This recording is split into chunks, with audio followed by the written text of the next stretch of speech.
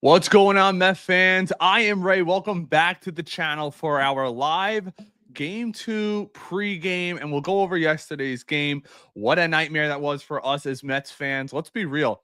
Had a lot of high hopes going into it. You knew the Yankees were not going to pitch to Juan Soto. I think I knew that. We spoke about it in the pregame yesterday with Chris McMonagle of WFAN. They're going to make everyone else beat them. And let's be honest, this Mets lineup over the last few games, they're struggling. Against Pittsburgh, they lacked the juice. Last night, they lacked the juice. Going down easily. Tyler McGill, we'll get into that in a minute. Obviously didn't have a good start again, but you're looking at Juan Soto, walks the first 3 times up. You're hoping Alonso's going to be able to cash in. Alonso came up in a big spot with runners on, takes strike 3, a slider right down the middle of the plate. A very disappointing game overall. No juices. Obviously, we know the booing, all the pregame, Soto tipping his cap to Yankee fans. Yeah, it's all nice and dandy, but I would like for this team to show up, and I am hoping a lot of these players are not reverting to what they were last year for our New York Mets. Lindor's been struggling as of late. I believe he was like 0 for 8 or 0 for his last 9 heading into last night. Didn't do too well. Another gripe that I had from last night's game, that hard hit ground ball with guys on to Vientos is left. It's almost like his feet are stuck in the mud, late to react, dives for the ball. The ball goes right under his glove, missing that ground ball, allowing runs to score. We got the lineup for today, which I'll break out really quickly right here before we dive into last night's stats. But I know a lot of people want to kill me over on X for some of my takes. They just are what they are, you know? We also have some prospect updates for us, but we have the lineup for today. Let me pull that up really quick. We'll take a little bit of a deep dive on what I think the New York Mets need to do going forward. So here we have it, the lineup for today. All right, let's get into it really quick. Obviously, the top 4 remain the same, which they should. Lindor, Soto, Alonso, Nimmo. Mark Vientos gets a nod again, but at DH. Jeff McNeil, Terrence, Beatty, Tyron Taylor. Obviously, and then we got the pitching matchup. But I will say this. I think it's time. The New York Mets need to make a move in center field. Not that I don't like Tyron Taylor as a player. He's a fine 4th outfielder, but that's what he was. That's what he is. When we traded for him from Milwaukee, that's what he was. That's what David Stearns thinks he is. I'm not sitting around waiting another 2 months to pray that Jose Siri comes back, who in my mind is also another 4th outfielder on this team. You have a guy like Drew Gilbert who had a 106-mile-an-hour single yesterday in AAA off the 5th-ranked prospect in all of baseball. He's 24 years old. He'll be 25 in September before the season ends. You traded for this guy for a reason. He was the blue chip prospect in the Max Scherzer deal. He needs to be up here. It's time. He's a fine defender. He's got a solid arm. And Tyron Taylor's not hitting anyways.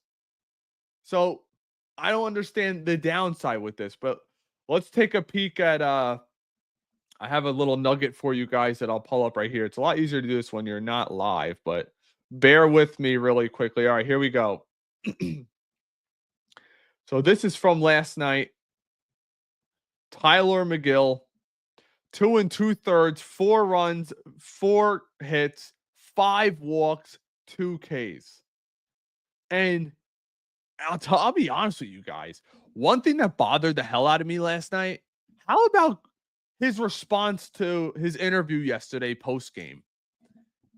Like, that was terrible.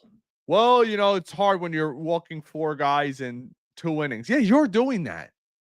Have some accountability. I feel like that's one thing this team lacked last year, and that's why we had the fights, the player meetings, everything happening, the lack of accountability. And yes, we're still in first place in the East, but that doesn't mean players cannot be held accountable. Even Soto needs to start holding himself accountable. Yeah, they refused to pitch to him, but the guys behind him need to start raking. We saw Nimmo starting to come to life in the beginning of May. We need to see that continue. He gets a big hit yesterday. I believe he had a double. It's like, but nobody can strand a bunch of things together. Luis Angel Acuna, another player. I know everybody wants to make him a full-time player. Well, let's take a look at this game log, the last month of May. So for the month of May, I'll pull up his splits right here. I had them right here. I don't know where they went. All right, let's see. Let's pull them up. Da-da-da-da-da.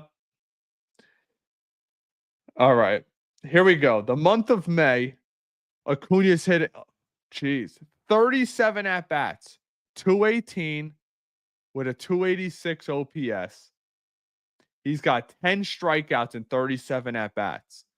So he's got a high strikeout percentage, and he's no longer getting on base. And I understand people are going to say, well, Ray, it's only 37 games. The month of April, he hit 308. Now he's hitting 216. The last 7 games, 7 days, hitting 111 over 18 at-bats. So that means he's got 2 hits and 18 at-bats. And he's not a guy that's going to walk a ton, at least not this early in his career. Maybe he becomes a guy on the bench. We just got news today as well from the New York Mets. They sent Daniel Nunez down. I seen that. I did not see the subsequent move yet, but I saw that from the Mets Twitter account. Let me see if I could pull it up here, see what the subsequent move is. But yeah, they sent him down. Let's see what we got over here. You know, overall, I'm hoping Griffin Canning can hold us down, but here we go. Roster moves for today. Jose Castillo reported and will be active for today's game. There's your move right there. Daniel Nunez was optioned to AAA following last night's game. Infielder Ronnie Mauricio has been reinstated from the 10-day IL and has now been optioned to AAA. Another guy to watch out for in the Mets minor league system, Ronnie Mauricio, who we all know the Mets are infatuated with his exit velocity. Good morning, Nelson, to you. Verbal abuse in the boogie down shocker. Good morning, Ray. Yeah, Nelson, I agree. Listen, it kind of is what it is here. I know it's a beautiful Saturday morning. There's not going to be a ton of people tuning in. I'm just doing this to vent for my feelings. This team needs to, I don't want to say needs to win today, but you're facing probably the Cy Young Award winner coming up tomorrow. You got a 1:00 game today. Can we show up? Can we show up? Can the top of this order get things together early? I mean, Clark Schmidt, another guy with an ERA, I believe it's in the 4s. I mean, they did. Think about this. You had, he's got a 4.73 ERA. He's awful. Been awful. You look at Carlos Rendon yesterday. How you doing, Jose? I hope everything's going well, brother. You look at a guy yesterday in Rondon who's walking the damn world, and we can't do anything. The runners in scoring position this year continues to be awful for this team. Awful. I agree, Jose. Soto needs to wake up. They're not throwing him strikes. 3 walks yesterday. What are you going to do? You can't force him to throw. I would like to see him hit a big home run. It feels like he's got 8 home runs on the year. 4 of them are in 2 games against Arizona. So you're talking 40+ games with 2 home runs. Where's the pop? When Lindor's leading off and getting on base at a 40% clip, Soto needs to start doing damage. We want to see doubles in the gap. We want to see home runs.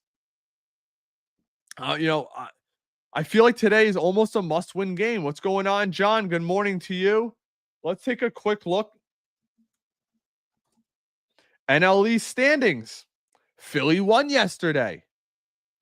They're 7-3 in their last 10. We're 6-4. The Braves are 6-4. The Phillies are now a game and a half out. Doesn't matter. We have one of the best records in Major League Baseball, 28-17. They're 26-18. They're playing Pittsburgh. Odds are they're going to win. It's time. Our guys need to step up. Our players need to step up. This offense needs to wake the hell up. I want to look something up really quick while we're here.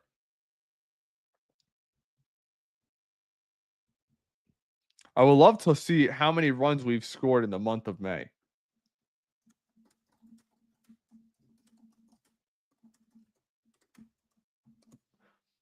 Let's look it up really quick. It can't be high. Even against Pittsburgh. I'm a little surprised. So the Mets are averaging 4.8 runs a game in their last 2025 season. The Mets are currently 20. Okay, so this is before yesterday's game. So that number is going to go down slightly. But I know you guys are with me. This offense, we would like to see an ass kicking today. We should. Clark Schmidt is not good. 1-1 with over 4.5 ERA. This lineup's got to get them. And I'm expecting, look, Griffin Canning's been amazing for us. No one could doubt that. But you're facing arguably the highest, well, they're the highest scoring team in baseball. They're going to get runs off of Canning today. There's no doubt about it. It's going to happen. The Mets offense needs to wake up. But I just wanted to get in here and vent to you guys really quickly. A quick little live stream for you guys prior to today's game. If you're enjoying this content, just leave us a thumbs up on Facebook or YouTube if you could. Appreciate everybody coming through. It's my daughter's birthday today. She turns 2, so I'm going to try to watch the game as much as I can, but I know we're going out. Appreciate you guys all tuning in, and we'll probably bring you some post-game content potentially tonight. Dan's moving one of his family members, so it might just be me or might be joined by James. We'll see. But appreciate all you guys tuning in. Until next time, let's go Mets. Win the damn game today. Peace.